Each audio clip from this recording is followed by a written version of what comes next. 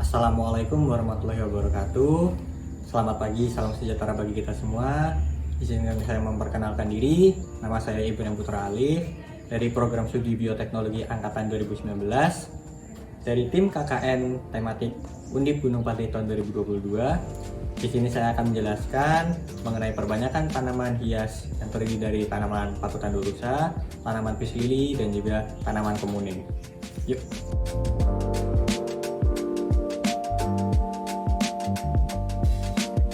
Tanaman kemuning ini merupakan tumbuhan yang memiliki ciri seperti pohon, batang berkayu, beralur, dan berwarna kecoklatan.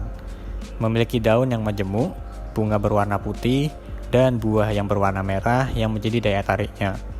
Tumbuhan ini memiliki manfaat pula untuk kesehatan, di mana tumbuhan ini memiliki daun yang dapat digunakan sebagai penurun kadar kolesterol dalam darah dengan kandungan kimia berupa tanin, flavonoid, steroid, dan juga alkaloid. Baiklah, untuk yang pertama ada tanaman kemuning atau Murraya paniculata.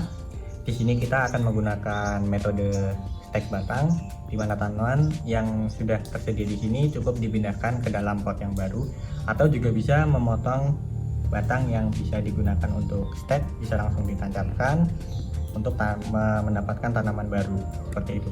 Sekarang mari kita pindahkan dari pot yang lama ke pot yang baru, dan juga jangan lupa ditambahkan tanah dan juga sekam untuk nutrisi dan juga pertumbuhannya. Bisa langsung kita ambil tanamannya seperti ini.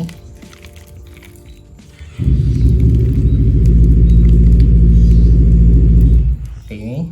Kemudian kita tambahkan tanah dan juga sekam di dasarnya terlebih dahulu.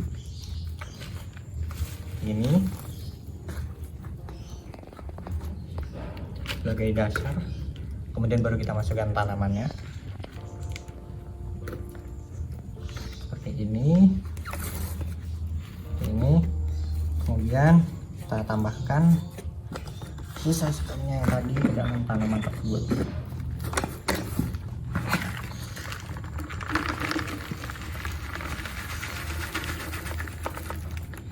Kemudian kita ratakan semuanya, seluruhnya. Jangan lupa tanamannya diletakkan di tengah.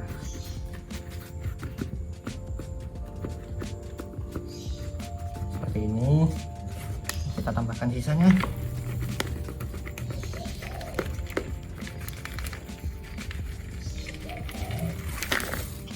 Oh, terlalu banyak, maaf. Lalu kita pindahkan dulu ke tanah yang tadi.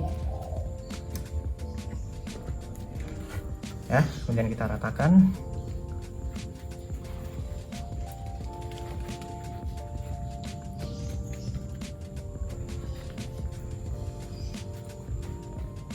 Dan sudah,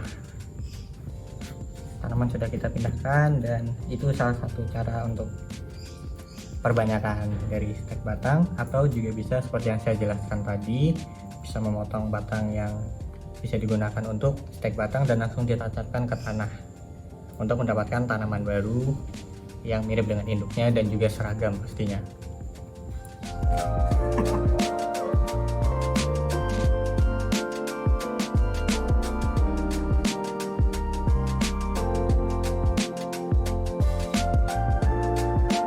Kemudian ada tanaman pis lili atau Spathiphyllum kochi. Tanaman ini merupakan tanaman yang berasal dari hutan hujan tropis Kolombia dan juga Venezuela. Tanaman ini kerap menjadi pilihan, menjadi dekorasi di rumah dan juga kantor. Namun, tanaman ini memiliki manfaat yang penting untuk kesehatan manusia. Salah satunya adalah tanaman ini dapat menetralkan gas beracun seperti karbon monoksida dan juga formaldehida. Tanaman ini dapat menyerap gas tersebut sehingga udara di sekitar kita lebih bersih. Kemudian ada tanaman pis lili atau Spathiphyllum kochi, di mana perbanyakan tanaman ini menggunakan metode stek batang atau bonggol, di mana kita juga bisa langsung memindahkan tanaman ini ke pot baru untuk perbanyakannya.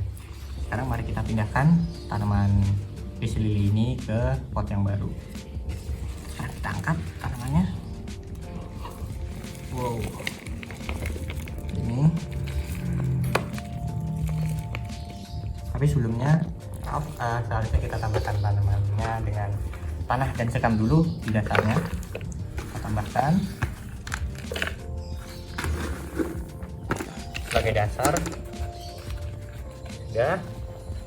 Kemudian tanamannya kita masukkan dalam pot yang baru ya, di tengah. Kemudian kita tambahkan tanah kecil dan juga sekam sampai permukaan ya ini. Kemudian kita ke sisi yang satunya.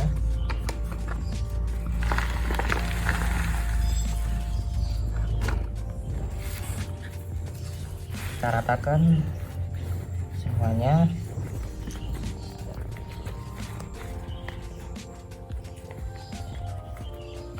Ya. Nah, sekarang untuk menambah kesegaran dan juga menambah keindahan dari tanaman hias ini, Anda juga bisa menggunakan batu-batu seperti ini untuk menambah nilai estetik. Ini kita ratakan.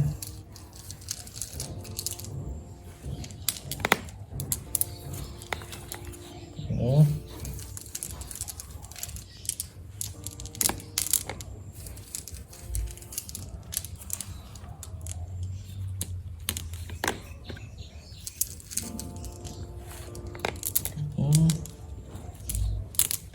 dan ya seperti itu untuk perbanyakan tanaman dari peace lily atau Spathiphyllum kochi.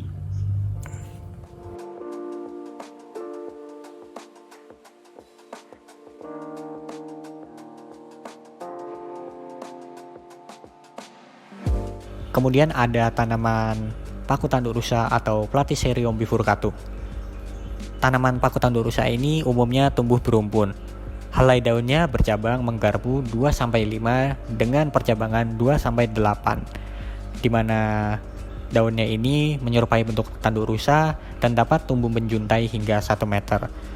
Ujung daunnya berbentuk runcing atau tumpul dan tertutup oleh rambut-rambut halus berwarna putih keabu-abuan. Tanaman ini termasuk dalam tumbuhan paku famili Polypodiaceae yang berpotensi besar sebagai tanaman hias dan juga sebagai tanaman obat. Daunnya ini berkhasiat untuk mengobati bengkak. Kemudian tanaman ini juga dapat diperbanyak secara generatif dengan spora dan juga secara vegetatif dengan menggunakan anakan. Kemudian selanjutnya ada tanaman paku tanduk rusa atau Platycerium bifurcatum, di mana tanaman ini secara vegetatif umumnya perbanyakannya dilakukan dengan cara membelah atau membagi rumpun tanaman yang ada.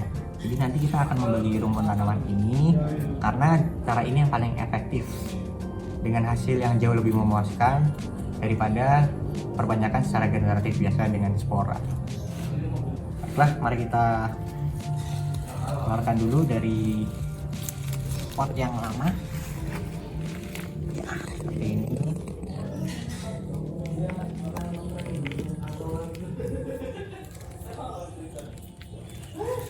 Kemudian kita bagi rumputnya. Nah, untuk daun yang sudah mati ini kita buang saja. Sekarang kita bagi dulu rumpun tanamannya. Oh, ini ternyata seperti sini. Nah, kita bagi seperti ini.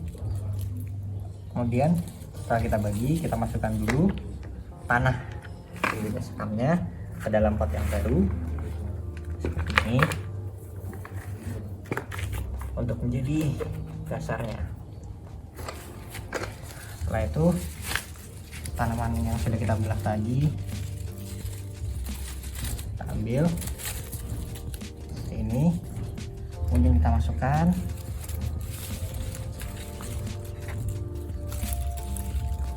Kemudian kita tambahkan sisa tanah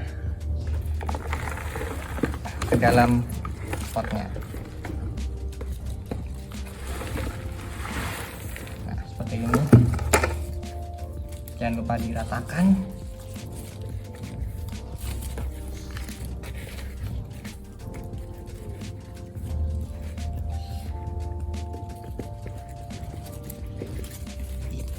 Ini kalau misalnya, nah Nanti dia akan membuat rumpun baru lagi, membuat rumpun sendiri.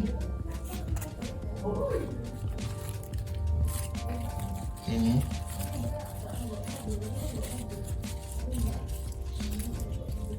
nah, setelah itu kita tambahkan batu kolam seperti ini untuk menambah estetiknya.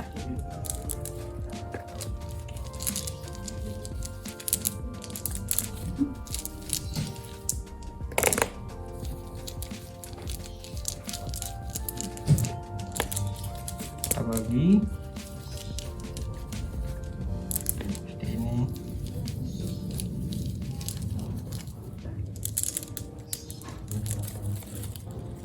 Saya dirasa cukup. Ya, seperti itulah tadi perbanyakan dari tanaman Pakutandorusa atau Platycerium bifurcatum.